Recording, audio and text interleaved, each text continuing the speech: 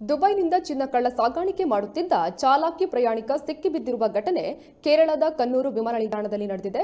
ಪ್ರಯಾಣಿಕ ತನ್ನ ಪಾದಗಳ ಸುತ್ತಲೂ ಚಿನ್ನವನ್ನು ಸುತ್ತಿಕೊಂಡು ಮುಂಬೈನಿಂದ ಕಣ್ಣೂರು ವಿಮಾನ ನಿಲ್ದಾಣಕ್ಕೆ ಆಗಮಿಸಿದ್ದು, ಇನ್ನು ಏರ್ಪೋರ್ಟ್ನಲ್ಲಿ ಕಸ್ಟಮ್ ಅಧಿಕಾರಿಗಳು ತಪಾಸಣೆ ನಡೆಸುವ ವೇಳೆ ಚಾಲಾಕಿ ಪ್ರಯಾಣಿಕ ಸಿಕ್ಕಿಬಿದ್ದಿದ್ದಾನೆ.